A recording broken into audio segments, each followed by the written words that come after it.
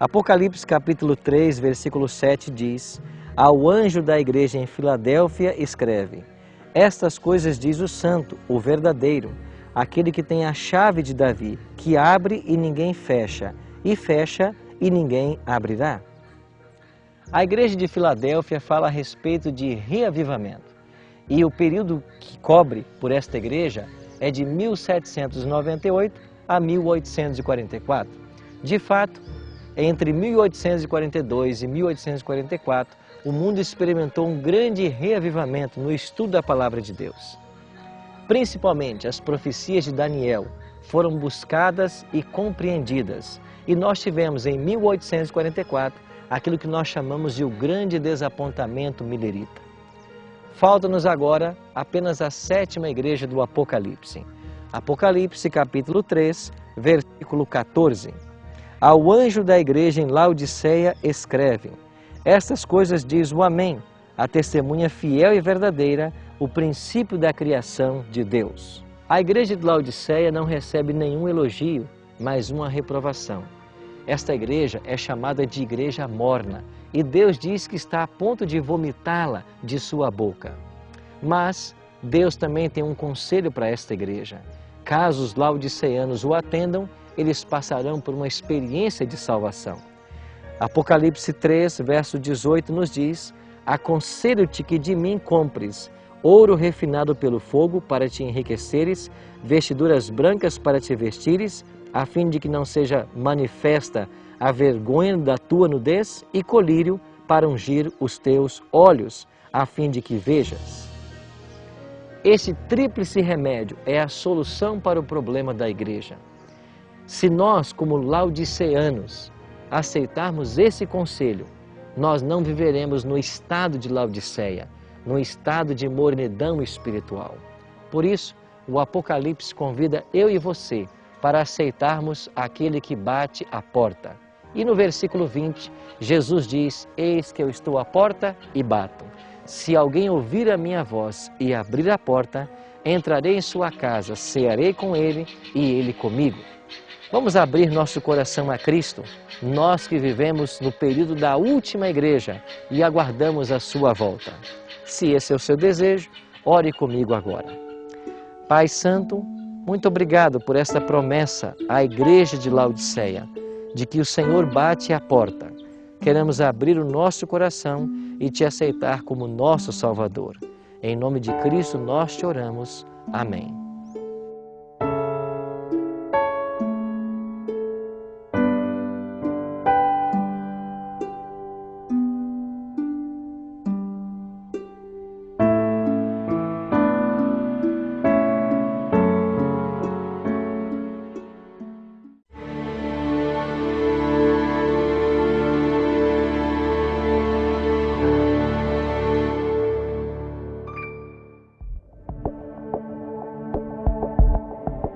O apóstolo Paulo escreveu que os atributos invisíveis de Deus, como o seu eterno poder e a sua própria divindade, claramente se reconhecem por meio das coisas que foram criadas. De fato, quando olhamos para a natureza, nós percebemos que há um projetista inteligente por detrás de todas as leis. Mas ao olharmos para a história humana, nós percebemos, por exemplo, depois de uma Primeira e uma Segunda Guerra Mundial, quando milhares de pessoas foram vitimadas, existe alguém no controle da história humana? De fato, alguém está dirigindo todas as coisas?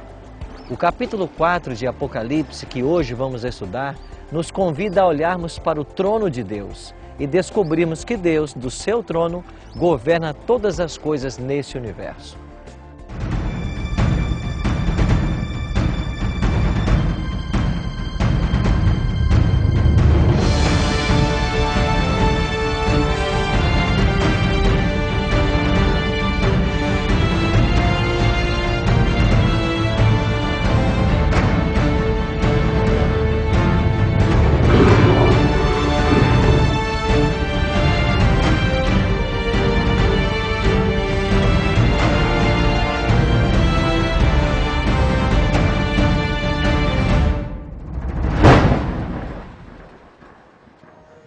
Olá amigos, sejam bem-vindos mais uma vez ao estudo do livro do Apocalipse. Hoje vamos estudar o capítulo 4, uma visão do trono de Deus.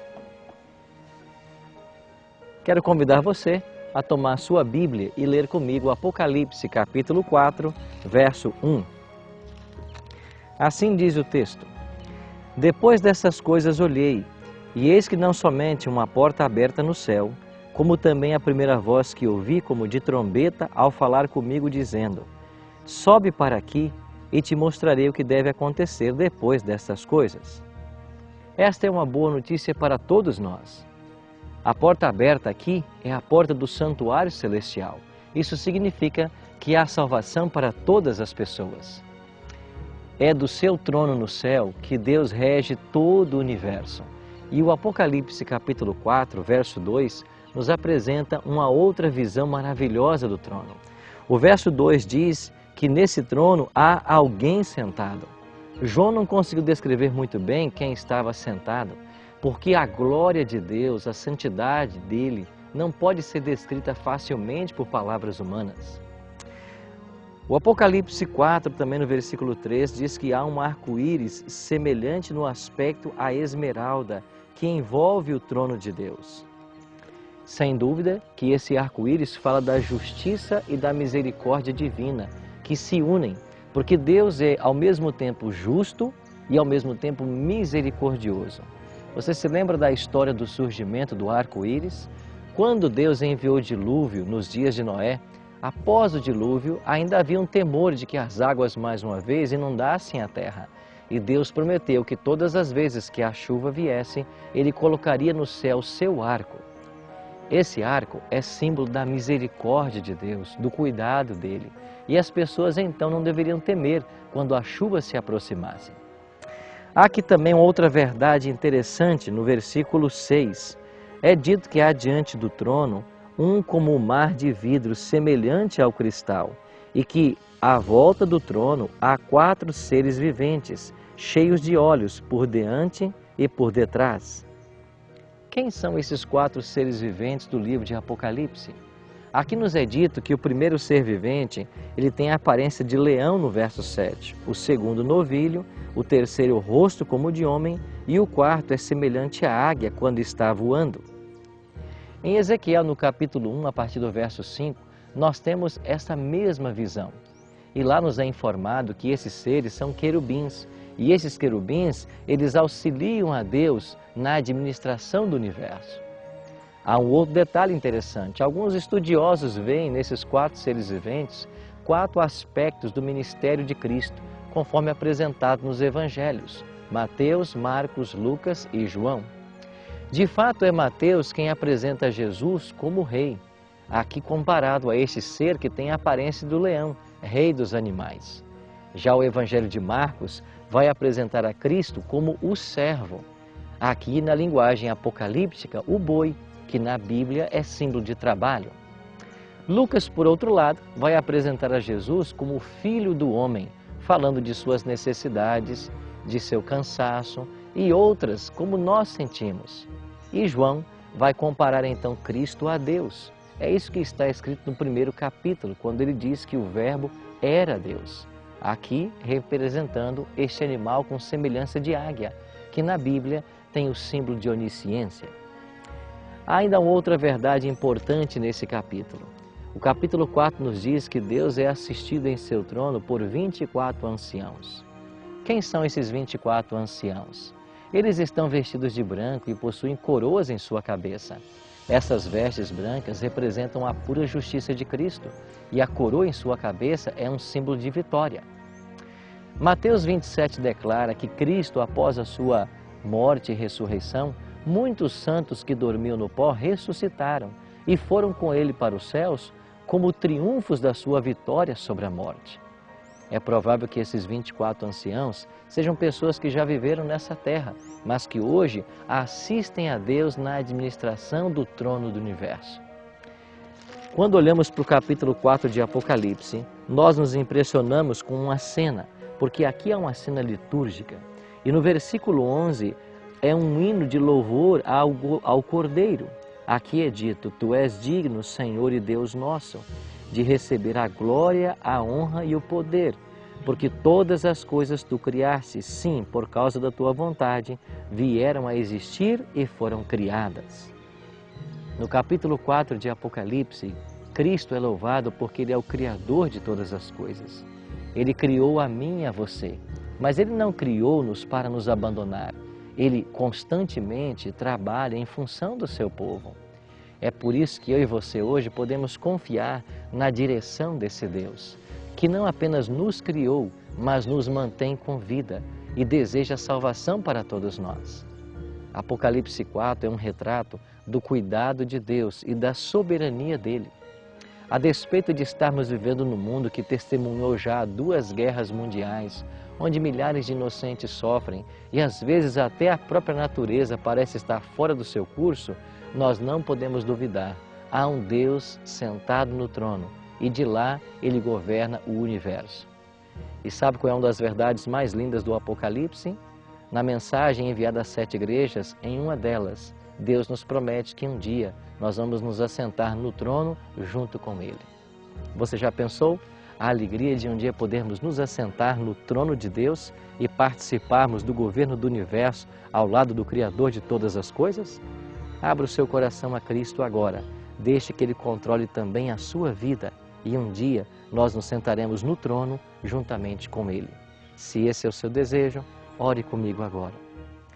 Pai Santo, muito obrigado por esta promessa de que um dia vamos nos assentar no Teu trono contigo para reger todas as nações.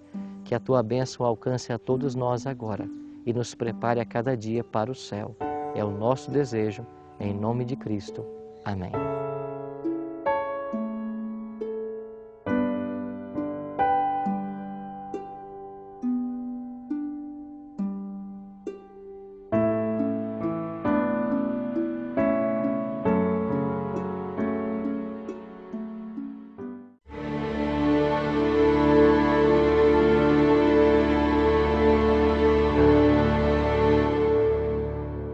O Apocalipse capítulo 6 fala da abertura de 7 selos. O Cordeiro somente pode abrir esses selos. E cada selo, quando é aberto, fala sobre eventos que envolvem o seu povo ao longo de toda a história. Qual é o significado desses selos? Por que somente o Cordeiro pôde abri-los? Tudo isso aprenderemos no nosso estudo de hoje.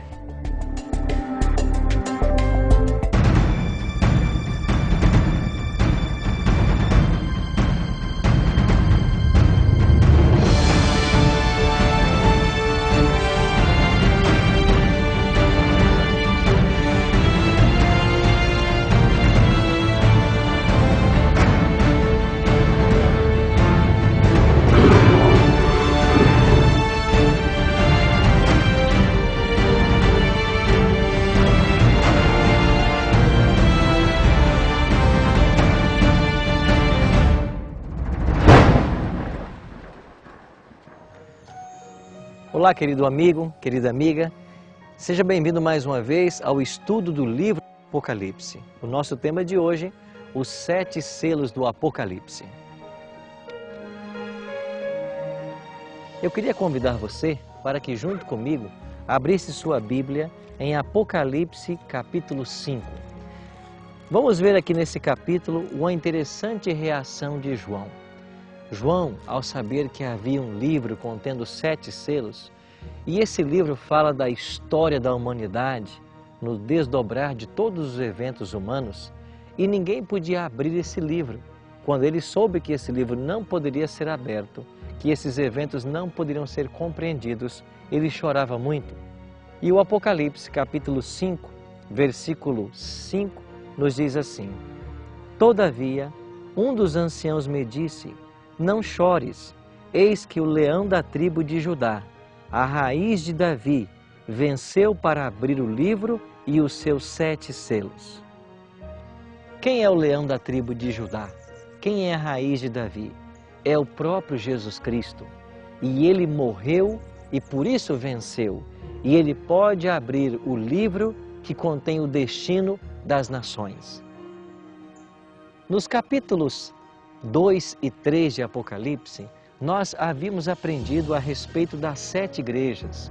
e que estas 7 igrejas representam 7 períodos pelos quais passaria a igreja cristã. Agora, nos 7 selos, esses mesmos períodos se encontram. Desta vez, os eventos são eventos bélicos, ou seja, são eventos que envolvem a ação dos inimigos do povo de Deus contra estes.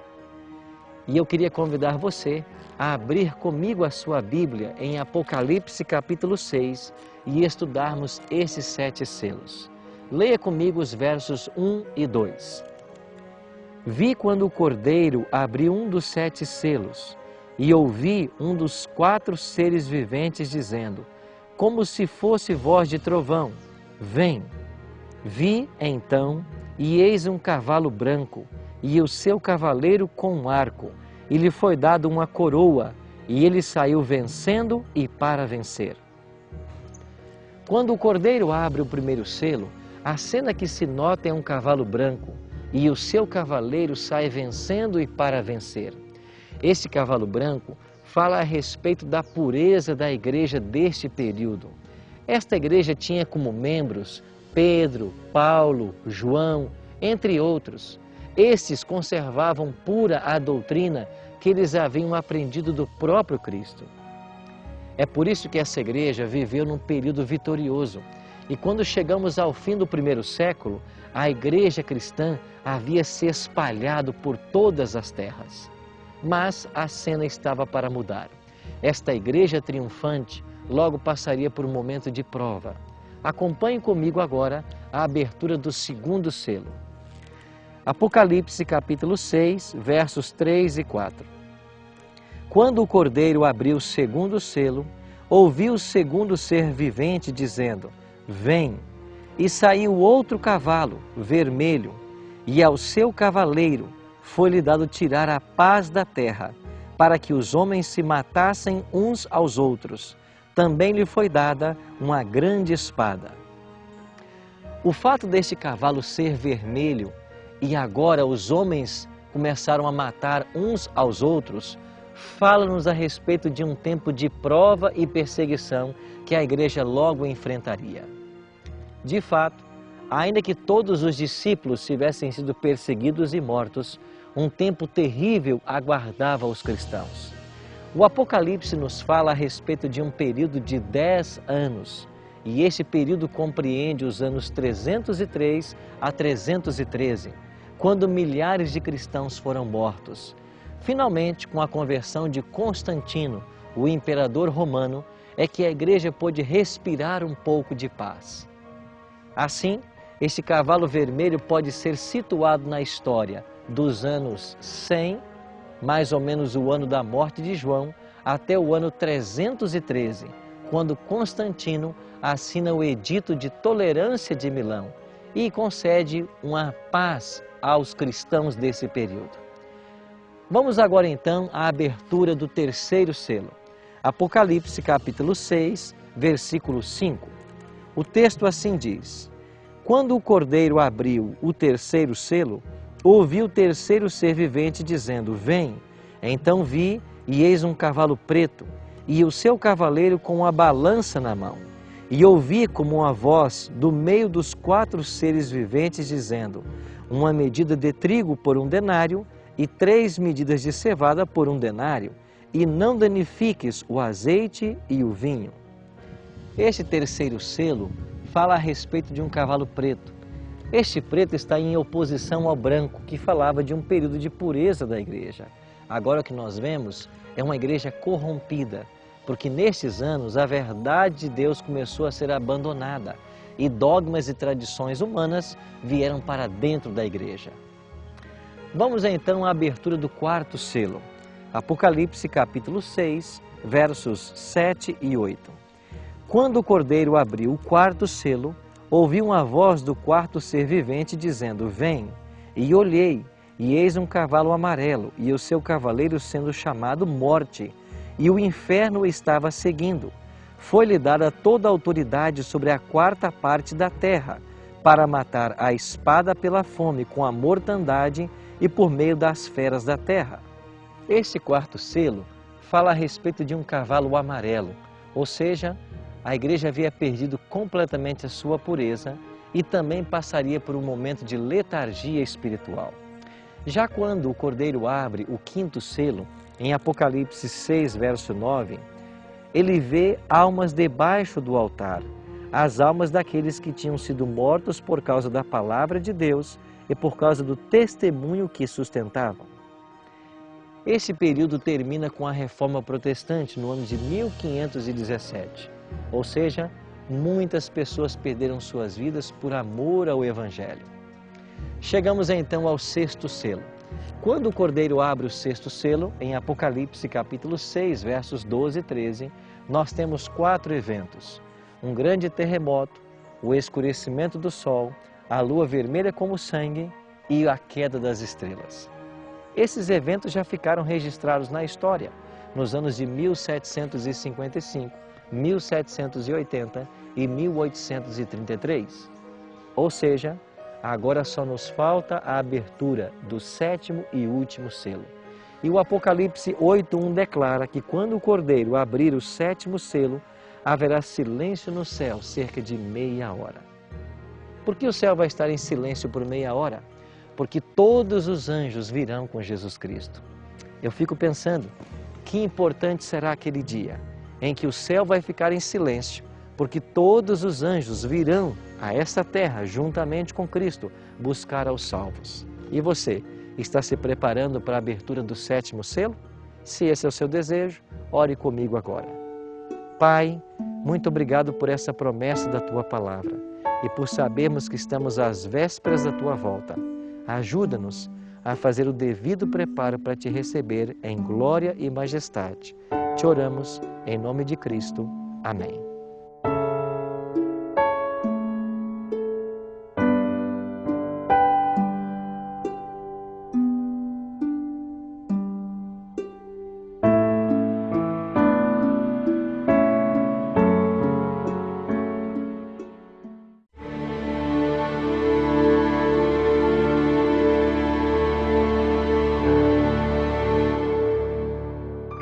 O tema dos 144.000 cria muito interesse no Apocalipse.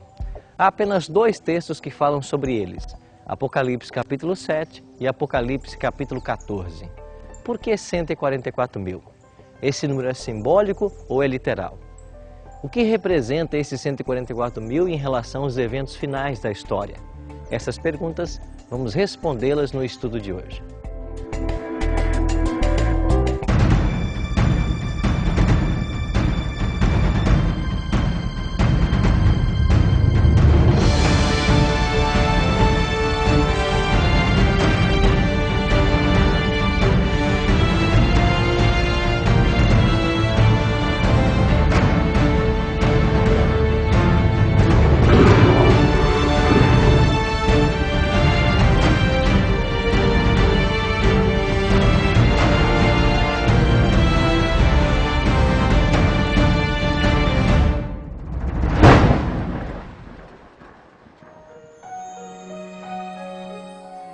Olá, meu querido amigo, minha querida amiga, sejam bem-vindos mais uma vez ao estudo do livro do Apocalipse.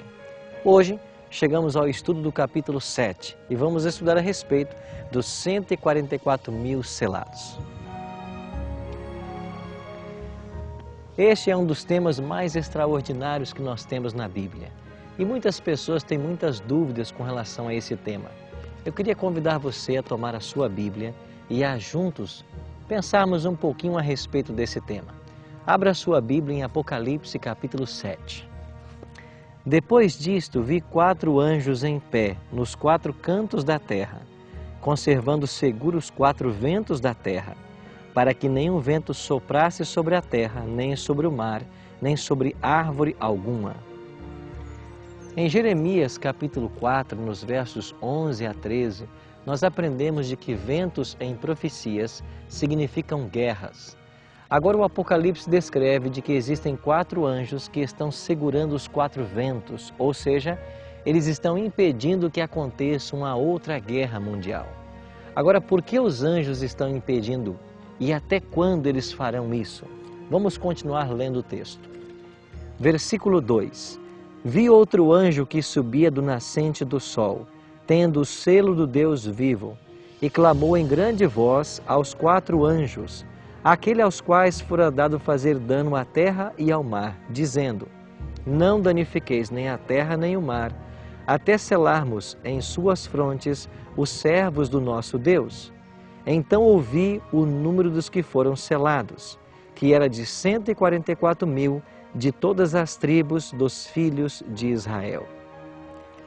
Interessante que o anjo que vem do nascente do sol, ele tem uma mensagem para os anjos que seguram os 4 ventos. Não soltem os ventos até selarmos na fronte os servos do nosso Deus. Mas como Deus sela os seus servos? Qual é o selo de Deus? Quem são estes 144.000 selados? Há muitas posições sobre o tema, mas a Bíblia claramente, aqui em Apocalipse capítulo 7 e Apocalipse 14, que são os 2 textos que tratam do assunto, deixa claro para nós alguns aspectos desse grupo. Primeiro, a primeira característica desse grupo é que eles recebem o selo de Deus. Eles são selados na fronte. O que é o selo de Deus? Abra comigo a sua Bíblia no livro do profeta Ezequiel. Ezequiel, capítulo 20, versículo 12, e depois leremos também